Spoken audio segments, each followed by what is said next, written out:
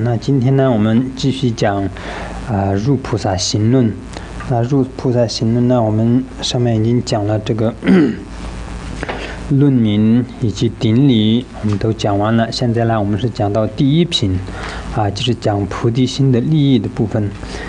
讲菩提心的利益的部分里面呢，也是就是讲就是整体的利益，然后呢，就是又讲了这个愿行菩提心分别的利益和功德最后呢，我们今天应该是在讲这个功德的菩提心、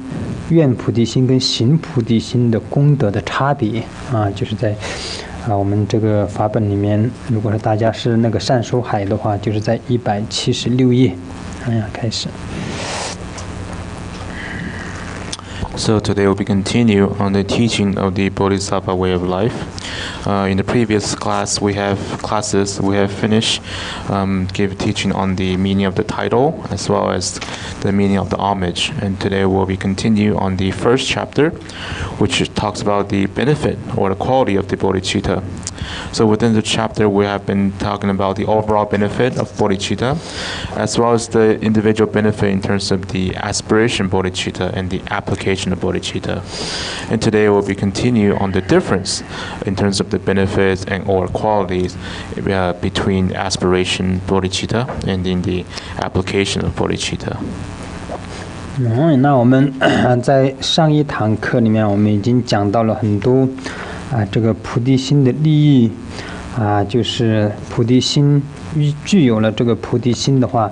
可以怎么样将我们相续当中的这些罪业可以毁灭它的力量有多大，然后功德有多大这些呢，就是上一堂课里面我们讲完了今天呢，就是在这里讲功德的差别。那功德的差别是什么呢？主要就是在讲这个愿菩提心跟行菩提心的功德有什么样的差别主要就是讲这个部分。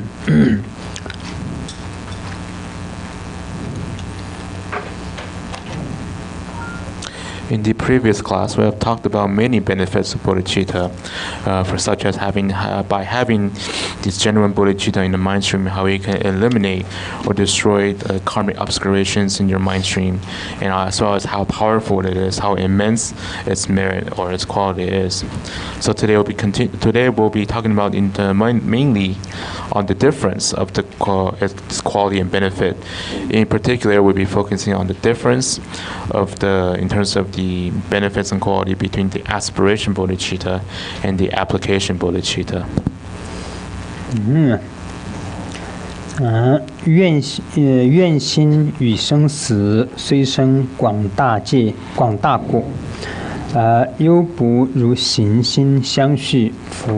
增福德。这就是首先讲这4句。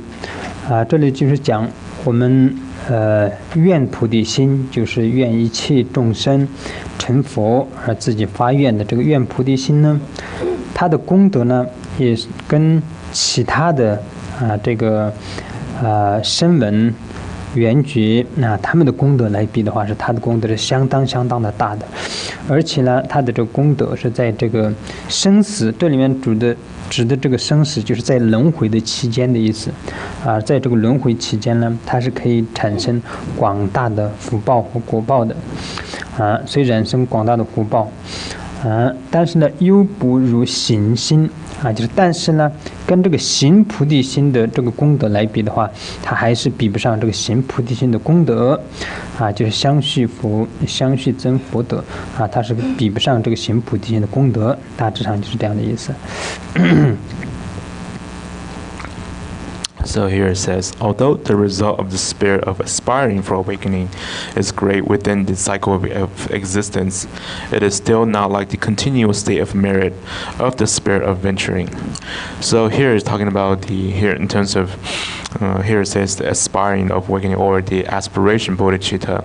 The aspiration bodhicitta, which is the aspiration for all sentient beings to attain Buddhahood. Having such this bodhicitta, the quality of it, its merit, is very different in terms of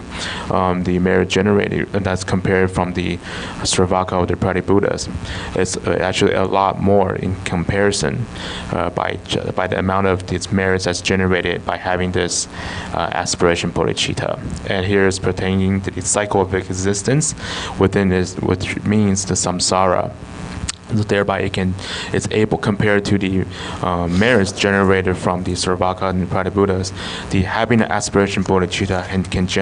can generate a lot more, if not more immense merit than those two. But however, compared to the quality or the merit generated in terms of the application bodhicitta, it is not as comparable. Thereby meaning the application of bodhicitta allows to generate more merit or having more quality and benefit than the aspiration bodhicitta. 在这里做了一个金刚宝，其实金刚宝一方面呢，就是也可以说是钻石了，就是钻石的话，这在这个世间上是比较珍贵的一种就是珠宝类的一个宝物。这里说像金刚宝一样的就算是它损坏掉，但是呢，它的价钱或是它的这个地位还是超过其他的这些宝物，其他的这些，比如说珊瑚然后一般的松耳石或是黄金等等，那它还超过这些所以呢，菩提心就是跟这个金刚宝石一样的，所以它的地位或者它的功德呢，就是在不管怎么样，它也是超过这个声闻以及缘觉的这个功德就是在用金刚宝石来做这个举的例子。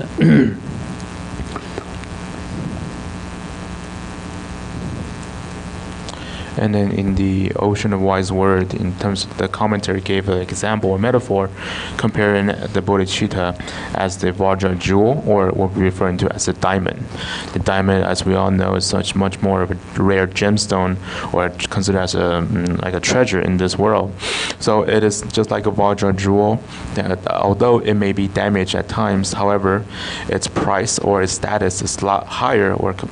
compared to other types of gemstones, such as corals or gold, etc. And so here it says basically pertains to that no matter what the quality or the merits generated by the aspiration bodhicitta, it's much more than the merits generated than the Sravaka or the Pratibhuddhas. 虽然这个愿菩提心的功德有那么大，但是呢，跟行菩提心的功德来比的话，还是比不上。这里说何时为度尽无边有情众有情，立志不退转，受持此行心这个就是讲我们的行菩提心。上一堂课我们讲了，就是什么叫做行菩提心呢？我们行菩提心就是打自内心的为了天下一切有情众生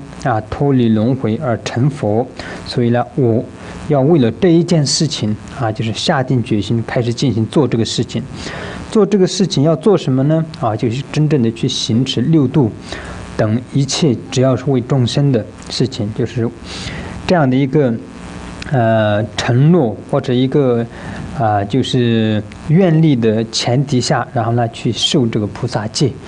受这个菩萨戒的时候呢，我们所说我们的行菩提心，我们就在相续当中产生这里讲的就是这样的一个心就是立志不退转，受持此行心是这样。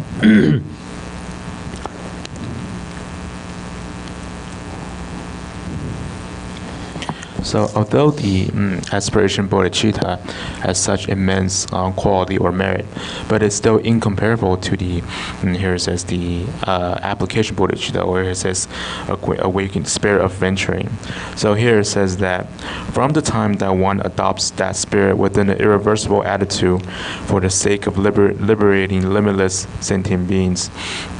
So here it means that in the previous class we have talked about what does it mean in order to have this genuine application of bodhicitta. It means from the bottom of our heart we aspire for all sentient beings to attain liberation, attain Buddhahood. Thereby we vow to commit to this goal and then engage in actions such as the 6 paramitas. And then by having such aspiration, determination, we take upon the bodhisattva vows. And then by then application bodhicitta have generated in the mind stream. So here it says that from one adopts the irreversible attitude, basically this constant irreversible attitude to continue to work for this. This is what we're referring to as the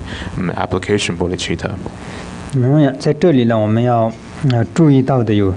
几点。第一点是何时为度尽，这个是时间的差别。行菩提心，它的时间的差别是什么呢？它没有时间的，它是只要是在轮回的一切众生还没有度尽、还没有度完之前，我都为他们做事情，这是时间的差别。这个时间就是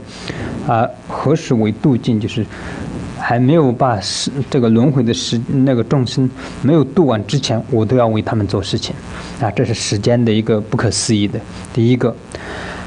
第二个是什么呢？就是无边众有情，但是在这么长的时间，他度化的这个众生是不是有数目，或是度一息众生不度化，或是6道里面的其中1道的众生他度化，或者其他的不度化了？不是的，他度的众生是无边的就是所有6道轮回的所有的一切众生诸有情这是第二个重点，我们在这要看到的。第一个是时间，第二个是众生对境，它是无边的立志不退转。然后第三个是什么呢？他的信心，他不在那么长的时间，那么多的众生，他要度化他们的这个信心永远不退转不退转。不管在这个过程当中遇到了再大的困难、痛苦、艰难，他的意志力不退转受持此行心这样受持这个此行心，所以他的功德不可思议的地方就是在这里。对境不可思议，愿力不可思议，时间不可思议，全部都是不可思议的。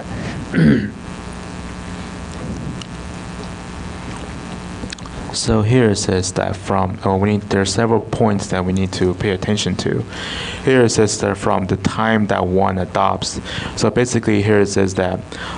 there is really no time restriction. So basically until all sentient beings have been liberated, the aspiration will be continued to engage, or the bodhicitta will continue to engage and to benefit sentient beings. This application will always continue to be working as long as until all sentient beings have been liberated. So there's no time restriction. Basically, the time is inconceivable. And then the second is the subject, that all the limitless sentient beings. Here it says that so by having bodhicitta, it just does not mean that you only benefit maybe one realm of sentient beings, but it's actually for all the sentient beings of all the realms of samsara. So thereby the subject itself is inconceivable. And then the thirdly is the attitude or devotion. Here it says the irreversible attitude. This irreversible attitude pertains to the attitude or faith that would as for one to have having bodhicitta, that person will never lose their faith, or no matter what kind of hardship or obstacle they endure, they will never lose this faith or determination to engage in the benefit of sentient beings. So thereby the aspiration itself is inconceivable. 然后这说，即自彼时起，纵眠或放逸，福德相续生，量多等虚空。如果有了这样的这个行菩提心的话，只要这个行菩提心还没有断掉，或者还没有退转之前的这个过程当中，那这个菩萨就算是没有真正的行持6般若，或者没有真正的去度化众生，就算是在睡眠或者放逸啊，就是在一般啊，就是也没有做善事，也没有做任何的恶事，就是一般的平常这样放逸的状况，他的福德都是在增长的，在相续当中，他这个福德都是增长的，而且这个增长的这个福德或者这个功德的话，量多等虚空，这个量呢我们没有办法衡量的，等同于虚空。为什么呢？我们上面已经讲了，因为它的时间无量，有情无量，发心无量，全部都是无量的，所以它的功德也是无量的。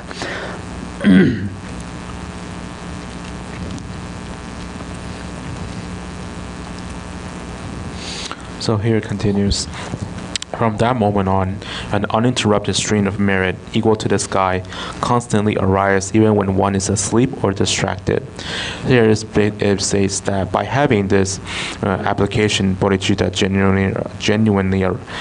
that's arising in the mind stream, as long as has not been interrupted or ceased, then this bodhisattva, even though they do not actually engage in the actual actions of six paramitas to benefit sentient beings, or even when they are asleep or distracted, the merit that they continue to accumulate will be continual, and it will not be interrupted, and the amount of the merit will be as vast as the sky, which is such means it's immeasurable or inconceivable. And why is it inconceivable? Because just as we said earlier, the subject for the bodhicitta is inconceivable, as well as the aspiration and as well as the time. So thereby the merit it generates also inconceivable. 所以在这里呢，我们要注意到一个就是现在世间人的一个观念。现在世间人的有些人的观念就是说，如果是上师或是法师或是这些就是善知识的话，只要看到他们就是应该要一天24小时都要修法的。然后呢，世间人的话就是不修都可以的。一看到一般的上师们呢，或者是这些法师们，就是没有修法，在一般聊天呢，就是在这样的时候就会受到批评啊，这个法师怎么在没有修法在聊天呢？在这样。所以这个是没有办法相比的。如果是一个法师或者是一个上师，他具有菩提心的话，他就在聊天，他什么法都没有修，他的功德是在增长的。其实真正的更应该精进的是世间人，更应该精进的是世间人，而不是这些法师上师们，因为他们也许已经修到了更高的层次了，所以他们在修的可能就是在这相续当中，而不是在我们的这个言行当中在做什么事情，而在他们的内心已经有存在了这样的功德了所以呢，这个是一个世间上的普遍性的一个观念，就是说只要是一个当上师的或者一个法师或者是一个活佛或者怎么样的话，就是一定就是要一天24小时或者整天都要坐在那里修法，要不然的话就好像不合格等等的看法。其实真正上要修行的更是自己就是一般的世间人，我们还没有达到那种境界的人，我们是更应该精进的。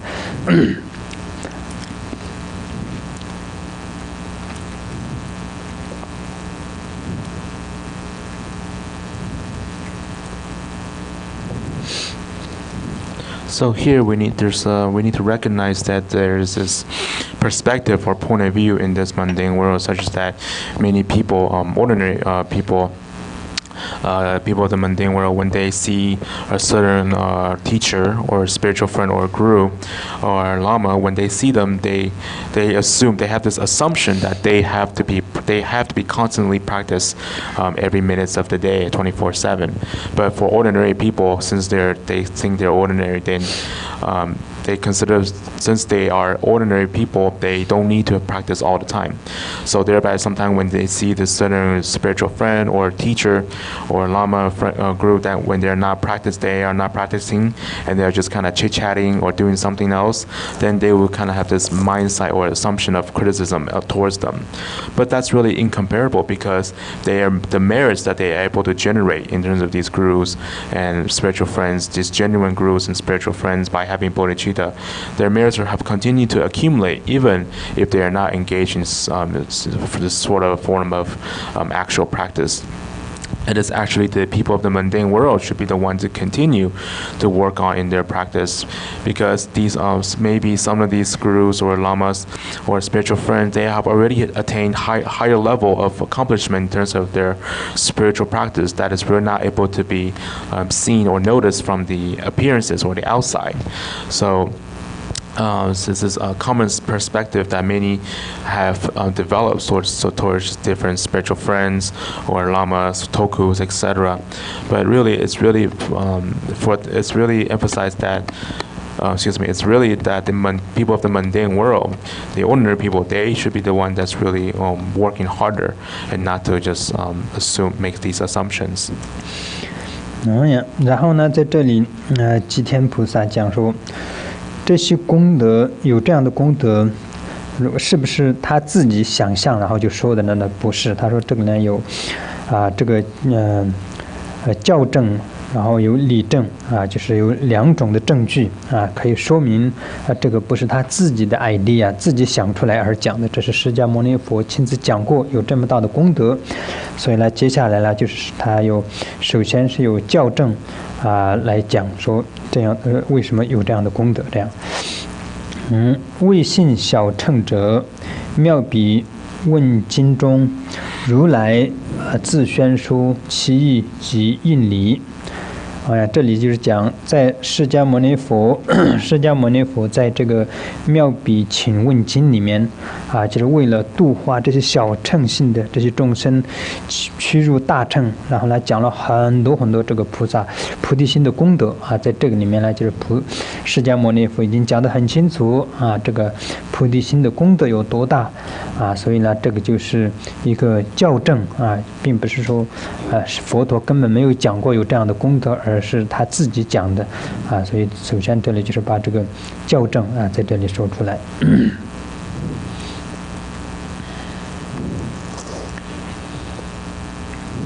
So here, Shanadeva says that this is not the next teaching that or the next phrase is that Shanadeva is saying that this is not out of his own imagination or idea. There is actually evidence of teaching or an evidence of realization to indicate or to be supported that this is not just his own idea of teaching, but it's actually a teaching given by the Buddha Shakyamuni. So here, the evidence of teaching is that the Tathagata himself constantly asserted this in the Subhapuruka for the sake of being who are inclined toward the lesser vehicle. So here, in this sutra, the Subhapuruka, so Buddha Shakyamuni have given this teaching this teaching to the students who are inclined towards the Hinayana vehicle or the lesser vehicle by talking about the benefit or the quality of the bodhicitta. 第二个呢，就是有理证之合理性就是那这里呢就是分了2个意乐殊胜然后呢以及加行殊胜2个，首先是意乐殊胜若尽思了欲，有情诸投集具此饶益心，或佛无穷尽就是用这4句呢，就是讲这个功德。那有什么就是理证就是说理由什么理由来说明上面佛陀讲的那个只是为了怎么说度化这些众生，而不是真正的就是有这样的功德呢？这里就讲了，佛陀在另外的经典里面也有讲了这个功德。这个功德是什么呢？就是在这个里面的话，佛陀讲，如果是一个人打自内心的就是愿其他某一个人的就是头痛的这个病取除掉这样的痛苦，这个的功德都有很大的功德。佛陀曾经就是在经典里面有这样讲，如果是为一个人的头痛而自己就是打自内心的希望他的头痛的这个疾病能够遣除掉，有这样的一个想法，功德都有那么大的话，那为了天下的一切众生脱离痛苦，那个功德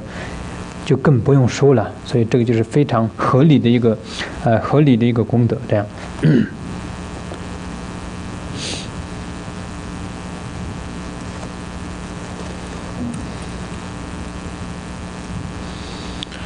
So here now we're given in terms of the evidence of not realization, but evidence of reasoning. Here in dividing the two part in terms of the motivation and in the actual work or actual preparation.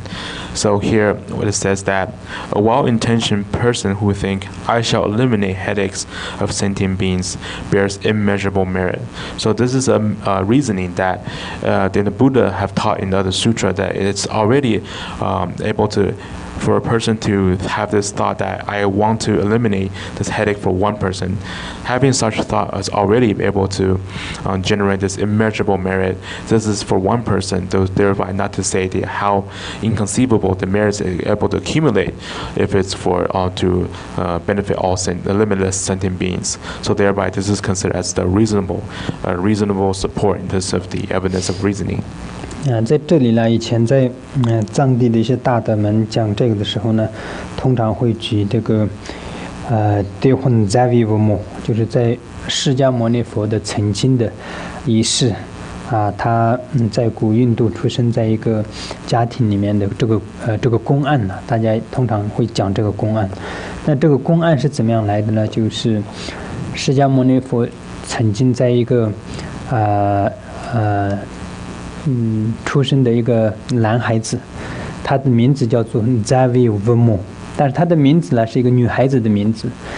那为什么取了女孩子的名字呢？因为这个家庭呢，每次生下的孩子就不顺，然后后来呢，就是男孩都不顺，所以呢，后来生下的男孩就给他取了个女孩子的名字，所以就为了他能够就是不要有什么位元障碍这样。然后呢，但是呢，这个小孩子的父亲呢，他是到海里面取宝的就取宝的一个做这样的行业的一个人然后在古印度的时候呢，他的父亲是做什么样的行业，后来他的儿子就会继承这个行业就是没有说是父亲做这样行业，儿子长大了做另外的行业，好像没有这样的一个规矩。所以就是他们的规矩就是父亲做什么他的孩子就是做这样的行业这样。但是呢，这个Zavivumo 他的父亲呢，就是做这个海里面取宝的这个行业。后来呢，他因为去海里面取宝是非常危险的，就是一件事情。后来呢，他在取宝的过程当中呢，就是船遇到了船难，所以呢，就是整个船上的人全部都死亡，就没有回来。他母亲呢，就后来就担心他孩子长大了以后，就是跟他的做他父亲的行业的话，也就回不来，可能会有危险。他就跟他讲他就没有让他去这个海里面取宝。他刚开始是跟他讲，你的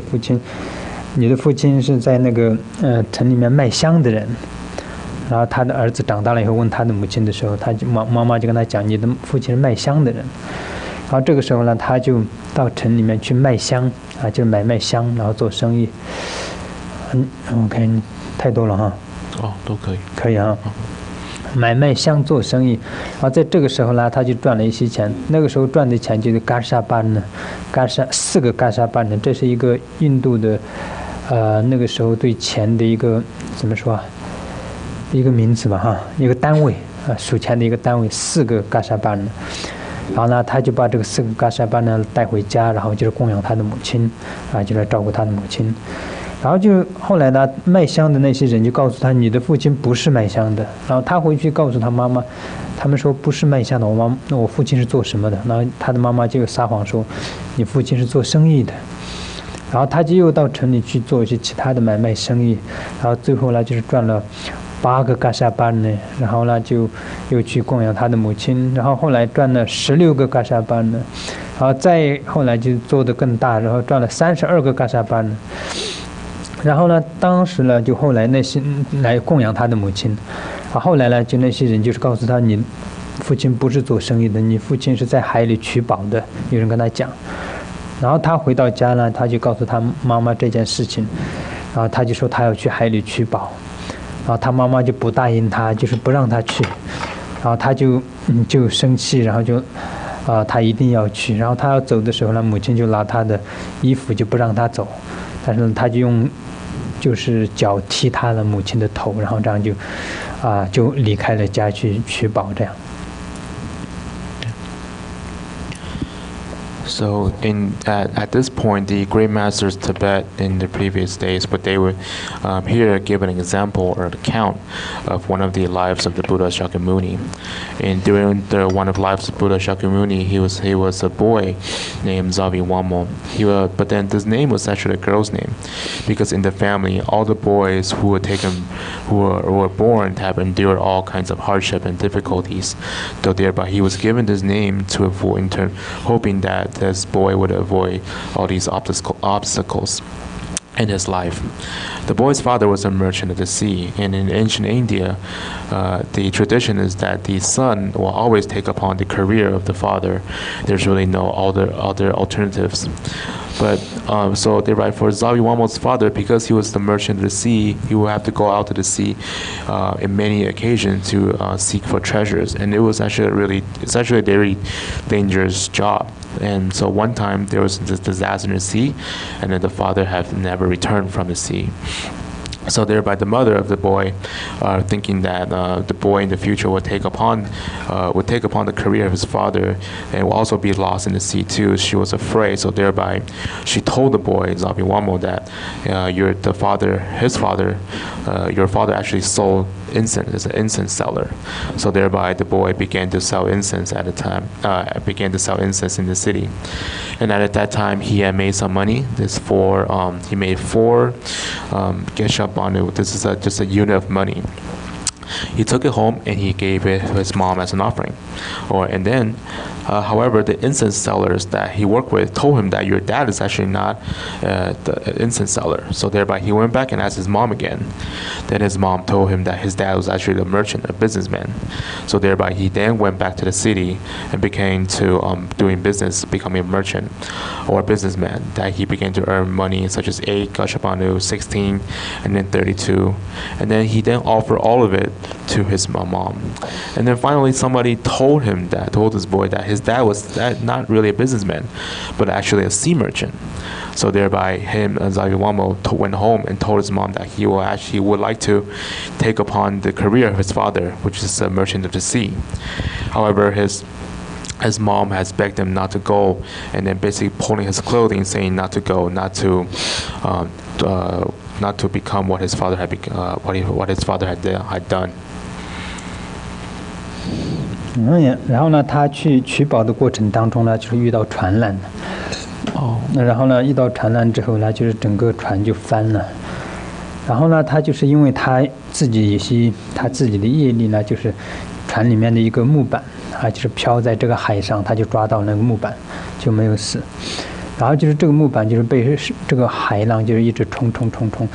然后冲到了一个地方。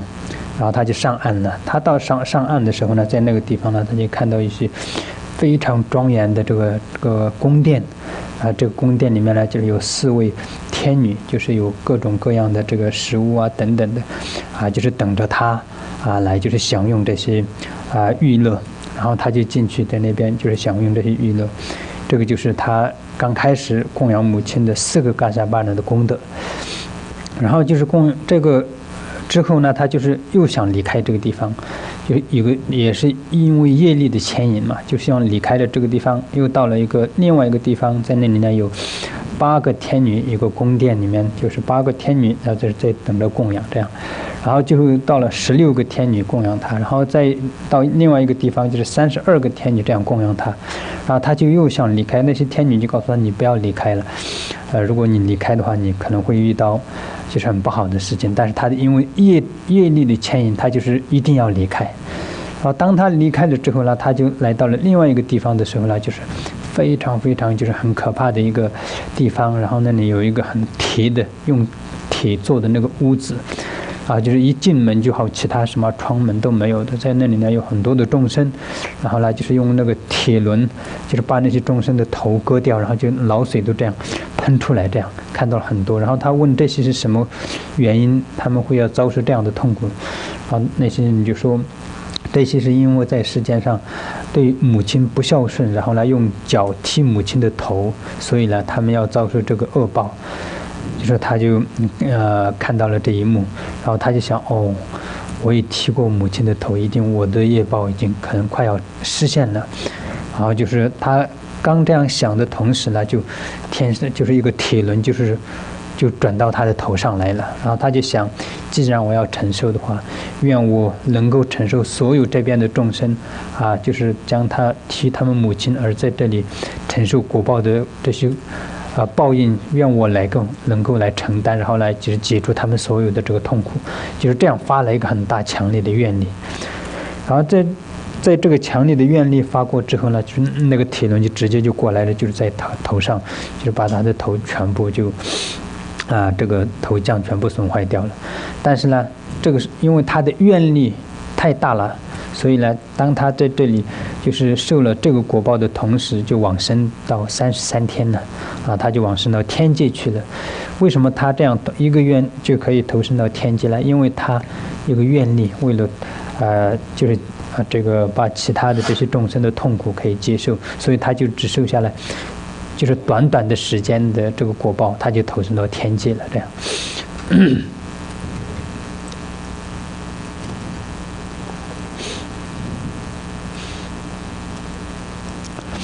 And actually, before he left, since his mother begged him not to leave,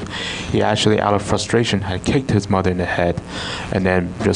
just stormed off and began his journey. And then, as he continued his voyage of the sea, his ship went at a time the ship was wrecked in a storm, and then he arrived at an island offshore. The island has a beautiful palace with 4 goddesses, and then they were basically he was there and he was able to enjoy all the joy of having 4 goddesses serving him. This is the karmic result of offering 4 of the gesha to his mother. And then because of his karma, he then had left and went to another place with 8 goddesses, and then another place with 16 goddesses, and then finally he arrived at another place with very beautiful palace and everything, and also had 32 goddesses. And at that time, these goddesses told him that he should not leave, because if he leave, he would endure this great suffering. But because of his own karma, he began to choose to leave anyway. And then he arrived at this place, a horrifying place, and a house with the metals, that is built from metals, and there's no windows. Inside the house, there's this metal wheel that kept grinding people's head, and then the head and the brain would splurge out. And then he asked some others, how come these people are enduring such suffering? And then they told him that this is the suffering due to the karma of harming one's own mother. And then thereby Zamiwamo thinking that because he had harmed his mother by kicking his mother in the head, he would also have to endure this karmic suffering.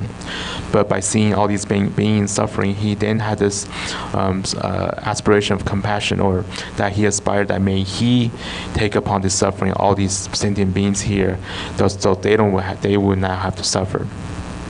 Right when he made this aspiration, the metal wheels began to broke and no longer work, and thereby he also endured the suffer of this karmic result. But however, due to his aspiration, after his short amount of time of suffering, he quickly took rebirth in the 33 heaven. And the reason he was able to be free from the suffering and be taken rebirth in the 33 heaven is really due to his aspiration of kindness, his aspiration to take upon the suffering of others. 所以呢，在这里说就是为了一个众生的头痛就是脱离这个痛苦的这个愿力，他的功德都有很大的话，那这里说况欲除有情，无量不安乐，来至欲成就有情无量德所以一个众生的功德都有那么大的话，那在这里的对境是一切有情，那就是没有办法数清的众生了然后呢，他们脱离他们的痛苦，不是只是头痛而已，所以在轮回里面的所有的痛苦，我们有多少的痛苦，数不清的痛苦就是这样，将他们在轮回里面的所有的痛苦能够脱离而发的心所以呢，这个功德就是更加的无量，所以这样的功德不大，哪里还有更大的功德？所以就没有办法在其他的任何的功德都没有办法比得上这个功德，所以呢，这就更不用说了。所以这个上面讲的这个功德啦，这里就是以教正以及理正两个来就是说明说就是菩提心、愿菩提心或行菩提心的功德是的确有这么大的这样。So thereby to even to have the aspiration to remove headache of one person able to generate such immeasurable merit, then this is not to say how much merit or how inconceivable the merit will be if we want to try to attempt to aspire to eliminate suffering of all sentient beings. Thereby it says that what then of a person who desires to remove the incomparable pain of every single being and endow them with immeasurable good qualities. So here, just that the subject here to benefit is not just one sentient beings, but really the limitless, all the sentient beings. And it's not just the suffering of headache, but really the headache. The suffering of all kinds of suffering that's endured by sentient beings. So thereby, by the merit of such aspiration, was really no greater than in any other types of merit or any the merit generated from such aspiration is really. Cannot be comparable by any other type of merits. So thereby, this is really by evidence of teaching and reasoning how immense, how inconceivable you're able to generate merit. The amount of merit generated is by with application of bodhicitta. 接下来说宣说意乐超胜世间就是菩提心的这个意乐。它的功德是超越了世间上的所有的这些功德这里说是父亦或母，谁具此心也？那我们世间上的说父母亲的爱是最大的父母亲是无私的就是养育自己的孩子，但是呢，我们的父亲或是我们的母亲曾经有过这样的爱吗？曾经有过这样大的愿力吗？所以从来都没有他们当然在世间上为了自己的孩子的就是食物健康等等，他们花了很大的功夫，花了很多的时间，但是呢，这些都是只是暂时的他们根本没有过一个让自己的孩子成佛的这样的一个念头，从来没有过，从来也没有生过一个就说让众生脱离轮回的所有的痛苦也没有过所以呢，就是世间上的这些我们所说的最大的恩德或者爱心最大的就是父母亲，有没有过呢？也没有就是是父亦是母，谁具此心呢也就是都没有过这样。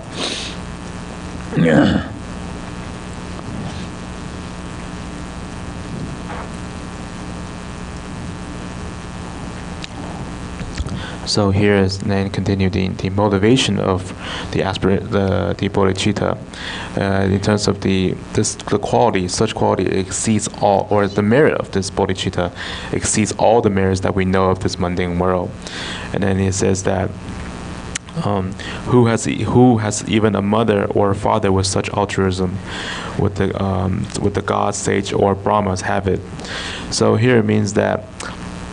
And we know that in this world, the mundane world, the love of the parent is the greatest love in the world. But really, the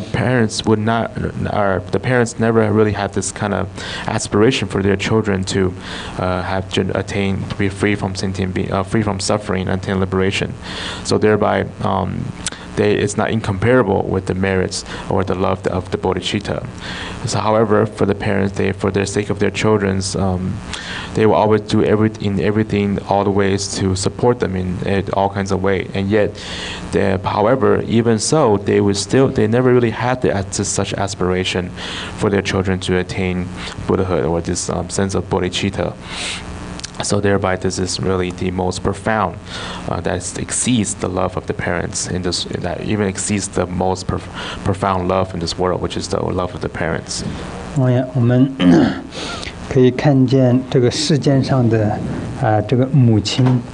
我们母亲的爱是真的是可以说是世间的爱里面是最伟大的、最无私的爱。一个母亲为了自己的孩子，有些是可以舍弃自己的生命的，这个是真的是很伟大的这样。但是呢，我们跟菩萨的这个爱来比，那个菩提心来比的话，就相差的太多了。第一个，世间上的母亲，她的爱是爱的对境的数量是非常有限的，她只爱自己的孩子，也许是一个孩子，或者也许是几个孩子，这个数量上的差别相差太多了。第二个，她要这个为这个孩子利益他的孩子的时间就是一生而已，就是今生就是几十年，如果是长的话是100年，为了这样的一个时间来着想的，这个时间上的差别也是很大的。然后第三个，给他的东西也是很有差别的，就是给他的东西只是为了他的就是一世的温饱而已，尤其是有些父母亲是为了自己的孩子的温饱做很大很大的这个业力就是杀生等等的，就是做很多的恶业来做这个为自己的孩子就是食物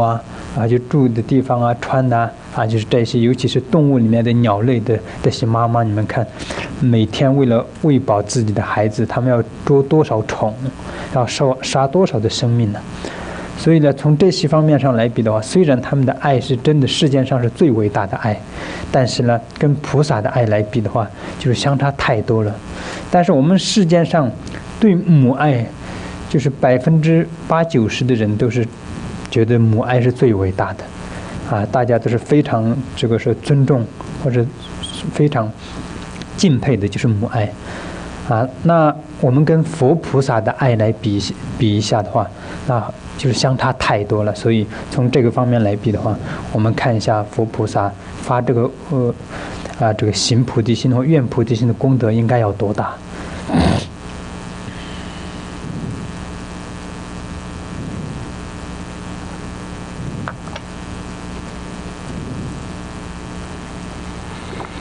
We can see that in this world, the mother's love is the greatest and the most selfless love we know in this world.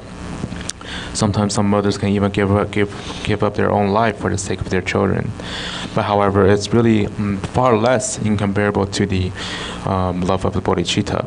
And that's because several reasons. Because the subject of the mother's love, of a mother's love is limited. The subject of the mother's love is only limited to just her children, maybe just one children or a few children. The second is that what the level of work they can do, or the amount of time the mother can benefit children, is just really one lifetime and not anymore. And then the third thing is the things that a mother can give is really limited as well. It's in terms of for the sake of well-being of the children, especially there are many mothers for the sake of the well-being of her children, they have accumulated a large amount of negative karma, such as killing, etc. For example, a mother bird, in order to feed the baby birds, then the mother bird would have to kill many or harm many insects in order to feed her babies. So thereby, we know that in this mundane world, the love of the mother is often praised as the highest love among people, but it's really incomparable to the love of the Buddhas and Bodhisattvas. So thereby, or by having this bodhicitta, so thereby we can able to see how much more merit is able to accumulate by having the bodhicitta, whether it's aspiration bodhicitta or application bodhicitta. 世仙或欲天反天有此也。不管是我们说世间上的，我们是仙人，就是很了不起的，或是欲天，或者是就是反天，他们有没有这样的心？像菩萨这样的心呢？也没有。彼等为自利，常且为梦极，况为他有情，生此饶益心。那我们世间上最爱的是谁呀？我们最爱的是自己，没有一个人比自己还爱别的就是最爱的是自己。但是你很爱你自己，但是呢，你为了自己，你曾经有想过这样吗？要成佛吗？世界上的人是没有想过，从来在心里面，在做梦的时候都没有梦过，为自己都没有想过的这样。但是呢，菩萨们、佛菩萨就有想过这样，所以呢，从这个方面来比的话，就是这个菩提心的功德也是不可思议的。And then here it continues says that with the gods, sages, and Brahmas have it, so thereby not even any of these beings would have this kind of bodhicitta. And then here it continues, it says, even those beings who have never before had that wish for their own sake, even in their dreams, how could they possibly have it for the sake of others? So in this world, the person that we love the most is really ourselves. But however, even as we love ourselves even we really love ourselves with the most love, we never really have this thought for having this occurring thought for ourselves, not to say for others. This is not even occurring in our dreams. 他人为自利，尚且未能发珍贵此愿心，能生成稀有所以呢，就是这个菩提心的话是非常稀有的，很珍贵的。我们在世间上的父亲、母亲、仙人、天人、梵天等等等等等，所有的这些众生的相续当中都从来没有生过的，而且为自己，不说是为了利益众生呢，利益他人，为了利益自己心里都没有生过这样的一个稀有的一个心，所以呢，菩提心是非常珍贵的能生一个这样的菩提心是非常稀有的、非常罕见的、很珍贵的意思。这样。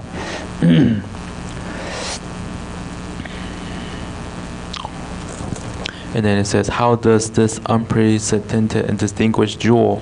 whose desire for the benefit of others does not arise in others even for their own self-interest, come into existence? Here it means that the bodhicitta is actually something very rare, very precious, that even the mother, the fathers,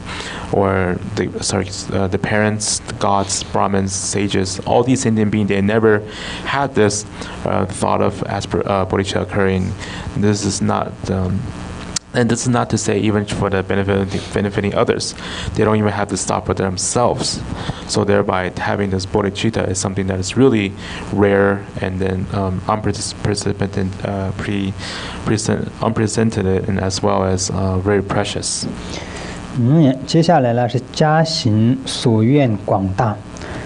这里说珍贵菩提心众生安乐因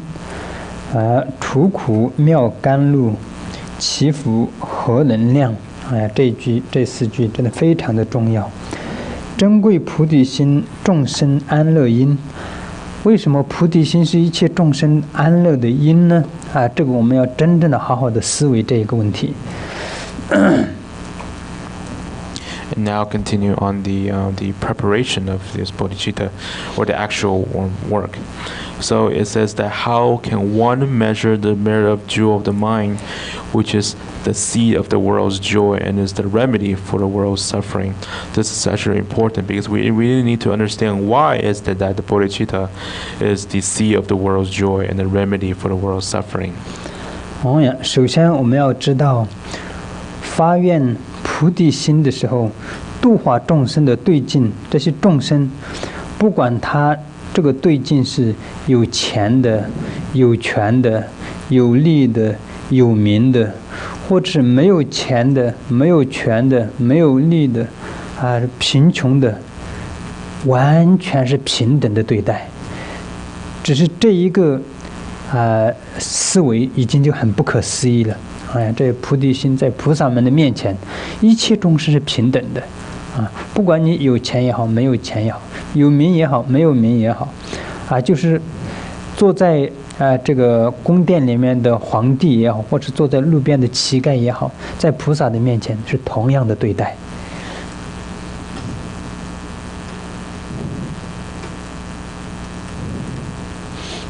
In terms of the bodhicitta, the subject of the bodhicitta having the aspiration, and this is really whether it's someone's rich or powerful or famous, or someone who is poor, not powerful or not famous, they're all equally treated by the bodhisattvas. But even by already having such concept is already inconceivable, such that all sentient beings are equal in terms of in the eyes of the bodhisattva. So whether it's an emperor in the palace or a beggar in the street, they're all treated the same by a bodhisattva or someone who have bodhicitta. 然后呢，怎么样就是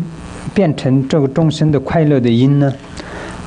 因为一切众生都是无明无明的意思是什么呢？无明的意思就是他们想要得到快乐，但是他们不知道怎么样去制造这个快乐的因。他们要想这个出离痛苦，脱离痛苦，但是不知道怎么样脱离这个痛苦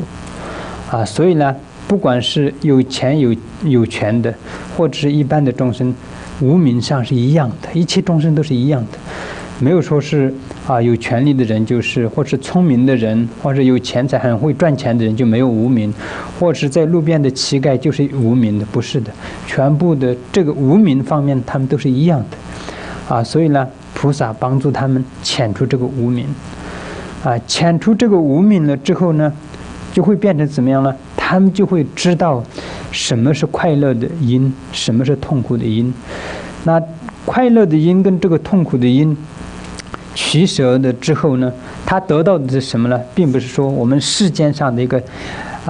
短暂的一个快乐，或者是一个世间上的短暂的一个痛苦，而是就近的，永远让你得到快乐，永远遣除这个痛苦这就是为什么说众生安乐的因就是这样。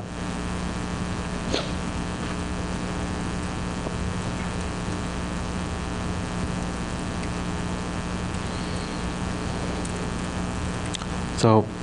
how can the bodhicitta become the seed of joy, and also the remedy for world suffering for all sentient beings? Because all sentient beings have ignorance, meaning the ignorance meaning that they want happiness, but they do not know how to obtain happiness. They want to be free from suffering. They do not want to be suffering, but they do not know how to be free from suffering. So whether someone's rich or not, the ignorance is same among all sentient beings. There really is no difference in terms of ignorance among those that are rich, those that are smart or poor. The ignorance is all the same among all sentient beings. So thereby, bodhisattvas, by eliminating the sentient beings' ignorances, then they would know then they will truly understand what is cause of happiness and then the cause of suffering. And once they know what they are able to obtain and gain is not just temporary happiness or endure temporary suffering of this world, but they're able to truly obtain eternal liberation and eternal joy that is free from suffering. This is why we say that Bodhisattva is the seed of all joy and then the remedy of all the sufferings. 那这个安乐的因我们要讲的话就是太广了，太多了。那我们简单的讲一下菩提心菩萨们行持菩萨的六般若波罗蜜多里面的，我们就是讲一个最简单的几个例子。比如说有些众生因为无明，为了自己的快乐去偷盗抢劫，那这个的结果是什么？他们会快乐呢？会不会快乐？不会快乐。他们因为这样的一个过失，有些是今生就会得到果报，比如说被警察抓，或者是被这个就是其他的人就是抓到了之后打死等等的，有很多很多这样的过程呢。有些今生就得到果报，给他们导致强大的痛苦；有些来世那堕到地狱里面去，得到强大的果报，很痛苦。那这个的相反的菩萨行里面说什么呢？布施，不但不要去偷别人的东西、抢别人的东西，而去布施他们。这个才是真正的让你能够富裕、能够快乐的方法，而不是去抢或者去偷。只简单就是这样一个。In terms of the cause of happiness, it is actually something very broad, and there are many types. So thereby, here we can give a really simple example in terms of the 6 parameters of the Bodhisattva's way or actions. So because of some sentient beings, due to their ignorance, they would thinking that it would bring them happiness, they would go and steal or rob others. But does this action really bring them happiness? No, that would not, because some of them would have to endure the karmic consequences in this life, such as being arrested by the police or get beaten to death. Some of them would endure the consequence in the next life, such that they will be dwelling in the hell realm, etc. However, the opposite of stealing or robbing in terms of the way of the Bodhisattva is the practice of generosity. So you no longer to steal or to rob, but it's truly simple to give away. So give to give, and thereby that is the real way able to attain happiness. So this is really just really a simple example given here. 在布施里面有很多种的布施，这些的话就在其他的地方你们可以自己去研究去学习。然后第二个就是持戒，持戒是什么呢？有很多人一说持戒就是不是要受这个五戒啦，或者十戒啦等等这样讲。真正持戒是什么？不伤害众生，不伤害众生就是真正持戒。那这里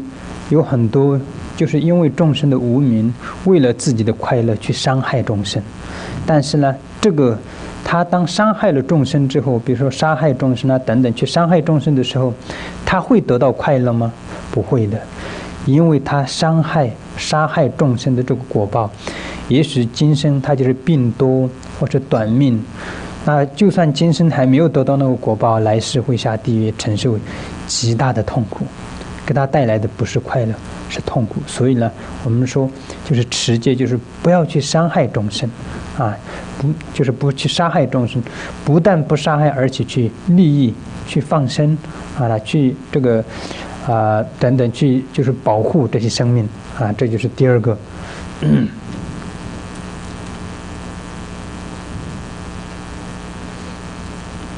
And then, so thereby, in terms of generosity, there are actually many types that you can learn from other sources. And then the next one is the upholding a precept or vows. But many people, when they hear it, they're thinking that the precept is talking about the 5 precepts of the lay people, etc. But then, truly, the true precept here that we talk about is to not to harm others. Because, however, sentient beings, because of their ignorance, they would engage in harming of others for thinking that it will bring them happiness. But does this really bring them happiness? No, because by committing harming of others in this life, they will have to suffer illness, short life, or even in next life they will have to dwell in the hell realm. So here, the precept is to not to harm others, but to also to engage in life release and protecting other sentient beings, in which will be able to bring you happiness. 然后呢，比如说忍辱如果是一个人对你升起了强大的嗔恨心这样的时候，如果是自己也升起嗔恨心，两个就马上就会开始这个打架或者打仗等等的。比如说是一个国家与国家之间的会发生战争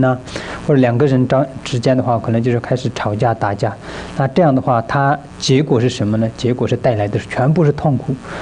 对方也是痛苦，自己也是痛苦，今生也是痛苦，来世也是痛苦。所以呢，对着这个说不要去生嗔恨心，修忍辱。修了忍辱，给别人也会带来快乐，自己也是快乐。所以等等等等的，我们在这里仔细的去闻思维的时候，你就会知道原来真正的菩提心才是真正的众生一切安乐的来源，也是众生所有快乐安乐的因，就是菩提心。你就会发现，如果我们不仔细的去研究，一个一个的去看的话只是一切众生菩提心是一切众生的安乐 ，OK 是安乐。如果你这样一飘就过去的话，你根本没有办法体会到入菩萨行论里面讲的菩提心的功德是什么，我们也没有办法理解到真正的菩提心的功德和利益。所以呢，我们在思维的时候，我们就要一个一个的去研究，去闻思，说到底怎么样，为什么变成了这个安乐的因呢？是什么变成了安乐的因？这个我们要很细节的就是去分析去思维然后你细节的分析思维的时候，你才会了解到真正的确是这样的如果除此之外真的没有别的是可以变成众生一切安乐的因呢，你就会发现这个。当你发现这样的功德的时候，那你就对这个菩提心会加强的产生信心。你产生信心的时候，当然你的相续当中的菩提心的这个菩提心就会更加的增长。那更加增长，那当然就是功德也增长，就是一切就是就会这个增加了，这样。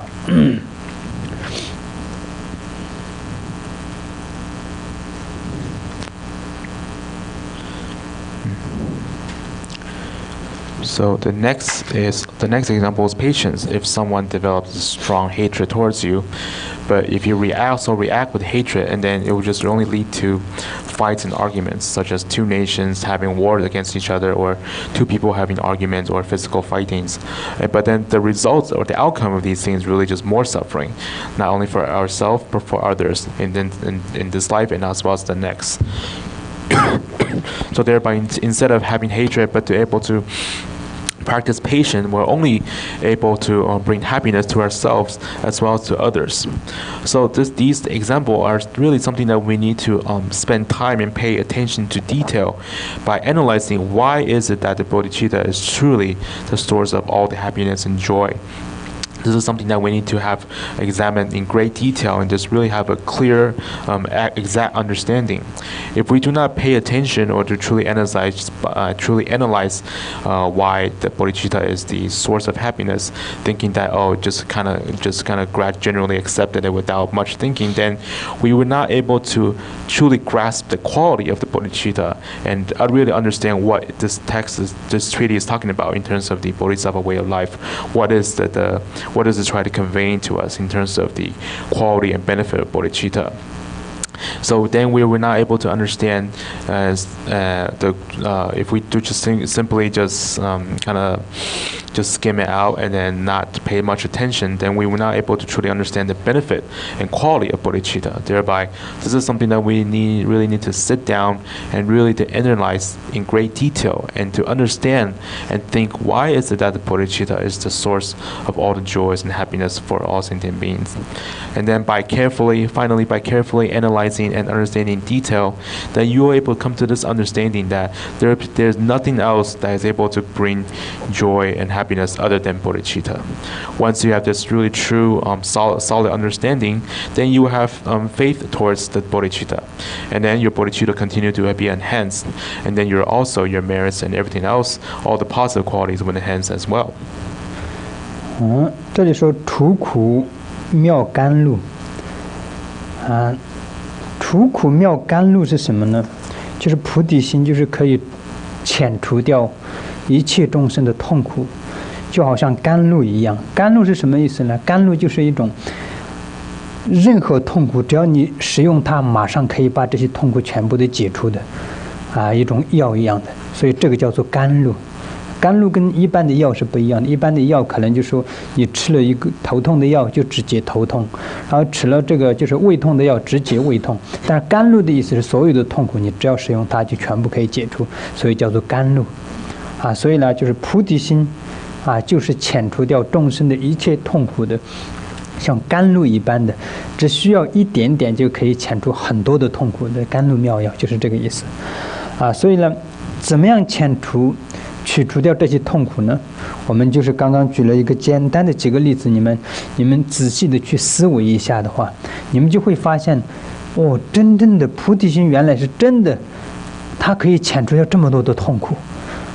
我们就会发现这些。如果不去思维的话，我们根本不知道菩提心是什么，也不知道菩提心的功德是在哪里，也不知道菩提心是怎么遣除了我们的痛苦，完全没有办法发现所以呢在这里我们就是这4句是非常非常重要所以我们就一定要非常仔细的去思维，去深深的思维它是怎么样遣除掉的这个痛苦的，它为什么是一切众生的安乐的因这些我们都要仔细的去思维当我们这样思维的时候呢，我们就会发现菩提心的功德原来有那么大，是真的是有理由的，也有证据的啊！这些教证理证都是齐全的，真的原来菩提心的功德的确是那么大，而不只是口头上说啊，大家也许吧，就是这样就算了，不是这样的。菩提心的功德的确是非常大的啊！这个是我们如果是相信因果、相信佛陀的一个人，你去研究的时候，你就会发现真正的佛陀。讲的这些菩提心的功德的确有那么大，就算是一个完全不相信因果的一个人，不相信佛陀的一个人，你都可以体验到，你可以经验到菩提心的功德。怎么经验到菩提心的功德呢？你可以用这个我们所谓的六度里面的这些几个例子，你再把它拉到自己日常的生活当中，你看一下它给你带来的是痛苦或者快乐，你可以真正的经验到的这个就算不用听佛陀的讲，那个教证，也不用听其他的理证，自己去真正的体验一下，看一下菩提心给你带来的痛苦或者快乐，你就会发现原来是真的菩提心的功德是这么大的。所以祈福核能量这样的福报，这样的福德，怎么样可以去衡量这个功德？没有办法衡量的没有办法衡量的原因很多，我们刚才已经讲了。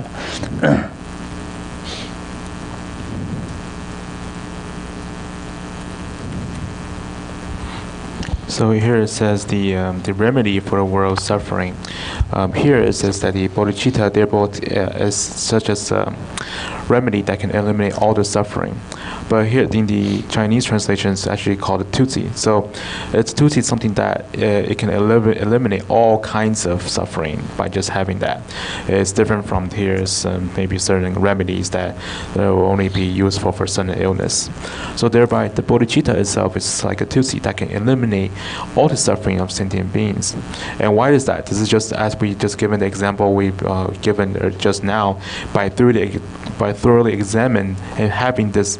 examination by reasoning, we can really understand truly that bodhicitta itself is really the source that can eliminate all the suffering in the world. But does it really have to be done through the proper analysis in great detail and have this truly solid understanding? If we do not engage in any analysis, any try to attempt to understand, then we wouldn't understand what really truly what bodhicitta is, what it can do, and and how it will able to help us. So thereby, these four phrases are actually very important. These are actually really necessary for us to really able to it's really necessary for us to sit down and analyze, have this really profound having this really solid understanding, this thorough understanding of what bodhicitta is. We can understand what the quality of bodhicitta already through the evidence of real teaching and reasoning of the Buddha, and also as well as the and by understanding the bodhicitta and what it truly entails, this is really something that is we need to able to hold on to. So thereby, for a person who is able to trust, have the faith or devotion towards the words of the Buddha, as well as the Buddha's teaching, then they would really able to understand how immense the quality or the merit of bodhicitta is by thorough analysis or examination. However, even for someone who does not know anything, they can also experience the benefit of bodhicitta by putting the example of the 6 paramita that we just mentioned, by taking that into their life, by engaging that in their life, then they can also really understand or experience the joy or the benefit that brings them. So, and this is done this is able to be done without involving the teaching and reasoning of the Buddha's words. So thereby, this is something that we need to able to truly understand and have thorough understanding, and then we'll be able to really generate genuine bodhicitta. 在这里说。尽思利众生，佛圣供诸佛，何况勤精进，利乐诸有情这里就是又在讲这个菩提心的功德跟供佛的功德的差别。他说，仅仅是就是心里面思维一下，就是这里讲的这个就是愿菩提心的部分愿菩提心的部分，思维愿一切有情众生就是脱离轮回的痛苦，愿他们成佛，而自己有这个愿的菩提心的这个功德呢，他的功德已经胜过了供这个诸佛菩萨的功德。在这里《三摩地王经》里面讲的，具知那有他刹土，所有无量诸供品，恒时以此供盛世，不及此心之一分。这是佛陀在《三摩地王经》里面讲的。所以你把这个3000大千世界，或者是整个所有的这个世界里面装满了珠宝就珍贵的这些东西，然后再去供养无量的诸佛菩萨，他的功德有多大？他的功德是非常非常大的。但是呢，他的功德要跟菩提心的这个功德来比的话，他完全比不上。他说不及此心之一分所以他的差别这么大。如果是一个愿菩提心的功德都这么大的话呢，何况勤精进利乐诸有情，那更何况在那个愿菩提心的基础下，还继续的去行菩提心，去真正的精进的去利乐这些一切有情众生的这功德，那就更不用讲了，提都不用提了，因为他的功德就更大了就是意思是这样。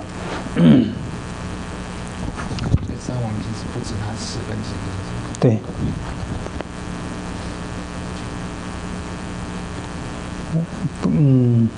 不及此心之一分。一分就是对一分，他的意思就是说，他没有说1/10或是100%，那就是恰里永木婆，他就是说完全没有办法比的意思，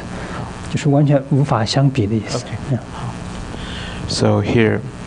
as I continue to say, if the reverence for the Buddhas is exceeded merely by an altruistic intention, how much more so by striving for the complete happiness for all sentient beings? Here is begin to talk about the difference of giving reference to the Buddha in terms of merit, how it is incomparable to the merit able generated through the aspiration bodhicitta, and such that the merit generated through aspiration of bodhicitta already exceeded the reverence of the Buddha or offering to the Buddha. And also in the commentary, it had pointed out in the Sutra of the Three Kings, it has taught that to be able to fill the world of treasures, all the treasure to fill the world with all the treasures that you can think of, and to offer them to all the Buddhas. That merit is comparing to having an aspiration bodhicitta is truly incomparable, such as the aspiration bodhicitta's merit is far exceeds the merits of that kind of offering. So, and then even by having such just aspiration of bodhicitta already bears such immense merit, this is not to say how immense of the merit of application of bodhicitta would be. So there's really nothing, not even able to compare by. 这样的所以呢，这几句呢，我们要真正的去仔细的思维，然后去考虑真正的菩提心的功德是不是这么大这个我们一般我们就是用自己的思维逻辑去考虑一下，我们就可以知道有很多事情的。比如说我们在世间上的一个人，我对一个人比如说很好对他就是一生当中就是为他的吃住所有的事情都帮助他的话，那这个人会多感激我，他会说他是一生当中帮我了多少，他心里就是充满了感激这样。但是呢，这种功德或这种感激，这种就是利益，这是短暂的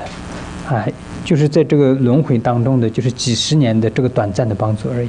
但是呢，菩萨们是不只是一个人，然后呢，就是这是数量是无量的，然后帮助他们制造的快乐是永恒的，遣除他们的痛苦是所有的痛苦。然后呢，他们的对境不只是自己的亲戚朋友或是有钱有地位的人，而是所有的一切众生平等的对待。然后他们的时间上是无量的，直到轮回的众生一切还没有解脱完之前，他们都愿意去帮助的，而且是没有任何人在求他们帮助而自愿的去帮助的，这是不可思议的念头所以呢，你们这样一个一个的去思维的时候，才会知道菩提心的功德和菩萨的功德是不可思议的这样。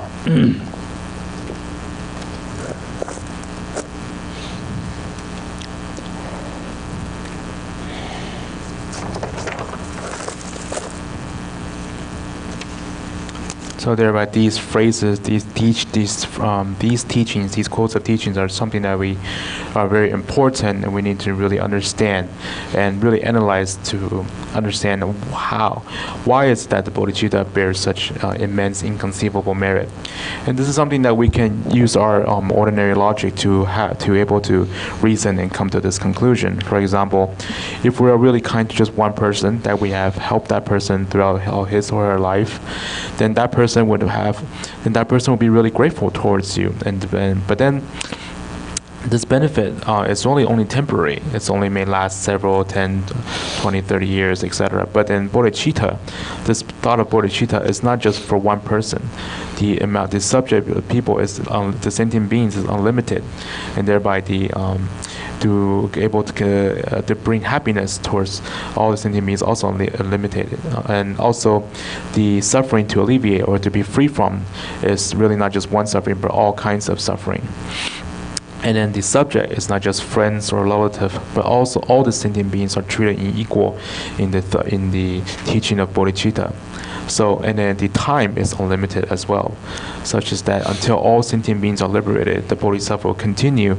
to liberate sentient beings until all of them have been liberated. So, and this is something that is done voluntarily, that they don't want to ask them to do so, but they continue and willing to have this determination to continue and work on. So this is bodhicitta is something that's truly an inconceivable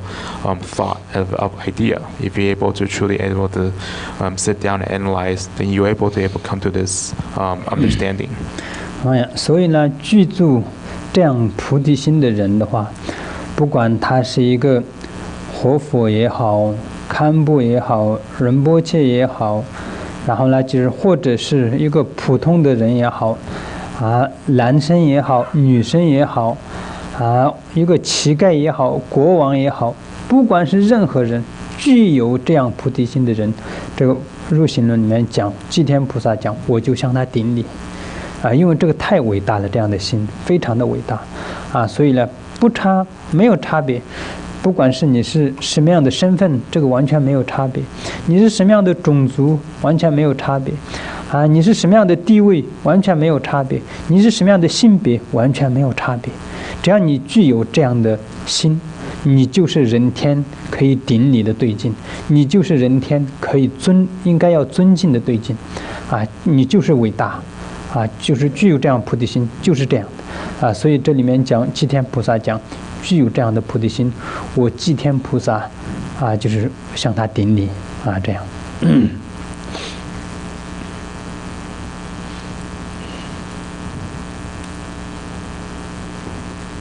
So thereby, by having this true, genuine bodhicitta, in terms of this person, whether it's a toku, whether it's a kempo, rinpoche, or just any ordinary person, man, woman, beggar, king, no matter who it is, whoever have this bodhicitta aroused in their mind stream, Shanadeva here says that I pay homage to that person. So really it makes no difference what kind of status you are, or what race you are, or what kind of social level you are, or what sex you are. As long as you bear this bodhicitta, you have this bodhicitta, you are subject of reverence in the human heavenly realm. You are someone who's truly really doing something great. So thereby, here, whoever has this bodhicitta, Shanadeva, the author of this treaty, would say he would pay homage to. 那今天就讲到这里。And this concludes morning's class session.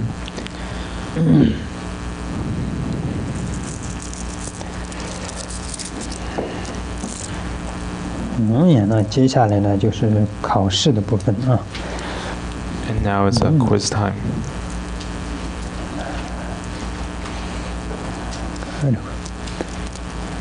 你们前面这个没有人关呐。